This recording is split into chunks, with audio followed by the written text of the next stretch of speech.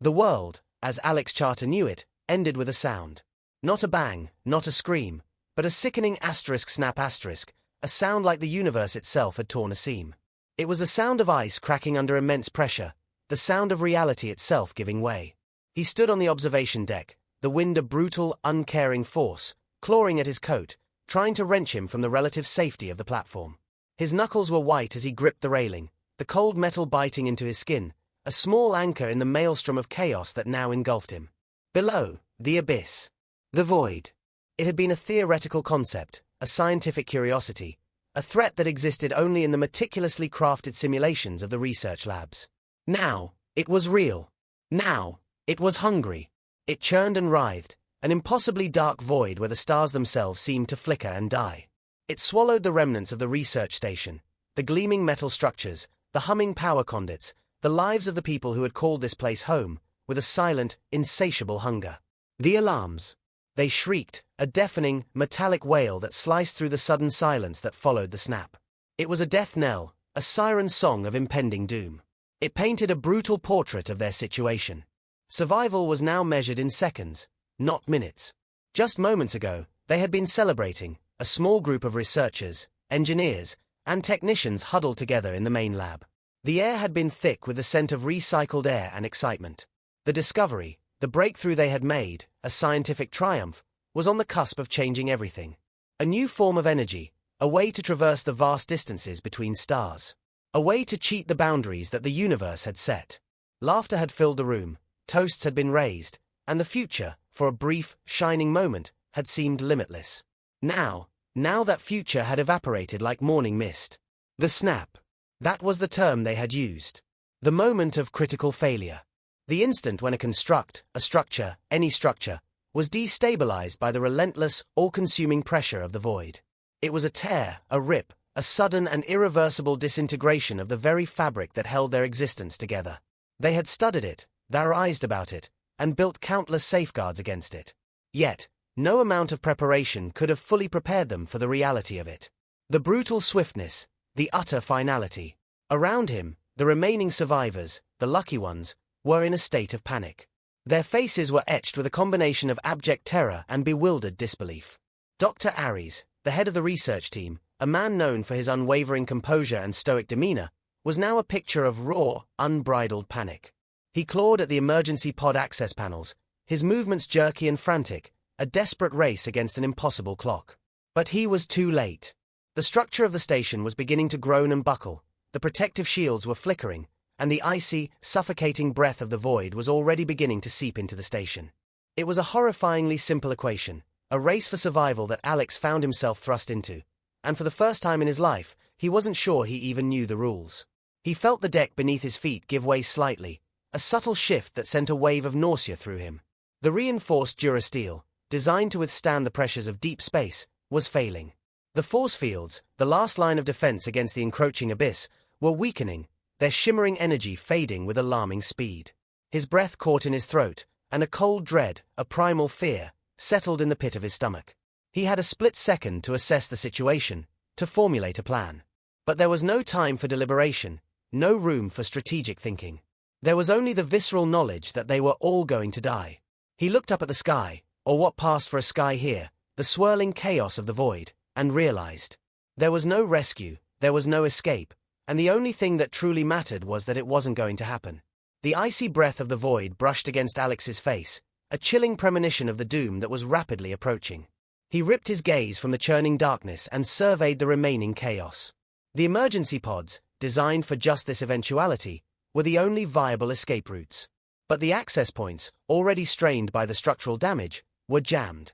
The pods themselves, small, life-sustaining capsules, were the only promise of survival. Their proximity seemed the best bet for Alex's own survival. Dr. Aries, the lead researcher, still desperately hammered at a panel, his face contorted in a mask of desperate urgency. He was shouting something, but the alarms, still blaring their dreadful warning, muffled his words, turning them into a meaningless, panicked babble. Alex forced himself to move, his muscles screaming in protest. He fought the urge to succumb to the paralyzing fear that threatened to consume him, pushing past a technician, who was weeping uncontrollably, and making his way towards the pod access panel. He had to reach the pods. It was his only chance. He pushed through the crowd, a desperate, surging current of bodies, each driven by the same primal instinct, the will to live. His mind raced. How many pods were there? Were they functional? Was there enough life support to make it to safety? Every question was met with an unnerving silence, the silence of the unknown. He tried to maintain his composure, to think logically. There must be a system, a protocol. He pushed a hand against his ear, his fingers finding the comms panel on his helmet. Anyone? Can anyone hear me? He barked over the crackling static, but there was only the sound of his own ragged breathing and the relentless drone of the alarms. No response. The observation deck shuddered again, a violent tremor that nearly sent him tumbling to the floor. Cracks snaked across the viewport, spiderwebs of destruction that hinted at the catastrophic collapse to come. He could see the void, its swirling tendrils beginning to reach towards them, a dark, hungry embrace. It was getting closer, closer than he had ever imagined. The cold was intensifying, the air growing thin. He reached the access panel, the cold metal of the frame feeling almost welcoming against his numb fingers. It was jammed, as expected, the seal warped and twisted by the station's structural failure. He fumbled for his tools, a small emergency kit he always kept strapped to his leg, and started to work, a frantic dance of desperation. He jammed the lock-picking device into the panel and yanked with all his strength. It didn't budge. The pressure on the ship intensified, and he knew he didn't have much time. He tried another technique, another desperate attempt to find an opening to the escape pod. He glanced up and saw Dr. Aries had stopped his futile attempts to free the pod panel, his face a mask of utter defeat, a slow, chilling understanding of his own mortality settling over his features. He stood there, frozen, watching the approaching abyss, the cold void. He didn't move. Alex, gritting his teeth, redoubled his efforts. He was going to survive. He had to. His fingers flew over the lock, his heart hammered against his ribs. He knew he had only seconds left. With a final, desperate surge of adrenaline, he pulled the panel loose. The lock gave way with a grating screech, and the access door hissed open, revealing the cramped interior of the escape pod. He scrambled inside, pulling the door shut behind him. The internal systems whirred to life. He fumbled for the launch controls, his hands shaking uncontrollably. He punched in the sequence, his fingers clumsy. The escape pod, designed for a single occupant, began to detach. The world outside his viewport became a blur of spinning stars and the encroaching void. As the connection severed, the pods of the station started to be consumed, sucked into the abyss with an unholy roar. He braced himself for the impact, the force of the launch, the violent separation. He was free, but as he accelerated away from the dying station, a chilling realization dawned. He was alone. Utterly, irrevocably, alone. The escape pod lurched violently as it separated from the disintegrating station. The shuddering vibrations settled as the acceleration subsided. Outside the viewport, the stars pinwheeled, the station a memory consumed by the encroaching darkness of the void. He was adrift. Truly adrift. The silence in the pod was absolute, punctuated only by the whirring of the life support systems and the pounding of his own heart.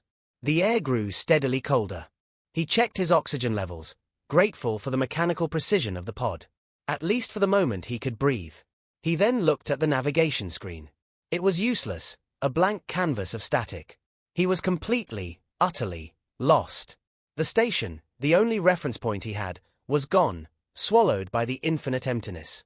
He activated the comms panel, the same one that had failed him earlier, and sent out a distress signal. He broadcast on all available frequencies, a desperate plea echoing into the vastness of space. Mayday! Mayday! This is Alex Charter, survivor of the research station. I am lost and drifting. Please, if anyone can hear me, respond. He repeated the message again and again, his voice hoarse, his throat tight with a mixture of fear and exhaustion. Minutes turned into an eternity. He knew the odds were astronomical, the scale of space almost impossible to comprehend. He was a speck of dust in an ocean of nothingness, a forgotten soul lost in the grand expanse. Each unanswered transmission felt like a fresh wound. His hope was slowly fading. He ate the ration bar, a small, tasteless lump of engineered sustenance, his stomach twisting with a mixture of hunger and anxiety. The food was bland, but he forced it down, knowing he needed to keep his strength. He checked the water reserves. Enough for a week, maybe two, if he rationed carefully. As hours drifted by, the initial surge of adrenaline began to ebb, replaced by a bone-chilling weariness. He slumped back in his seat, his gaze fixed on the viewport, watching the dance of the stars. He could feel the cold seeping into his bones, a tangible reminder of the isolation. His mind began to wander, replaying the events that had led him to this moment. He thought of the research, of the breakthrough, of the exhilaration they had all felt. The potential for discovery. He began to see things in the stars. Shapes, figures, faces. The stress had begun to play havoc with his mind. The vast, cold emptiness of the void played on his thoughts, and the quiet in the pod let these thoughts flood his mind. He tried to focus on something concrete, something that could anchor him to reality. He thought of his family, his friends, those who would never know of his fate. Then, a flicker. A brief flash on the navigation screen. Hope surged through him, a bolt of electricity. He leaned forward, his heart hammering against his ribs. Was it a response? An incoming signal? He strained to make sense of the faint lines of static on the screen. The signal was weak, distorted, almost imperceptible. It was a scan, a pulse of energy, not a human voice. It was a search pattern, a methodical sweep of the area.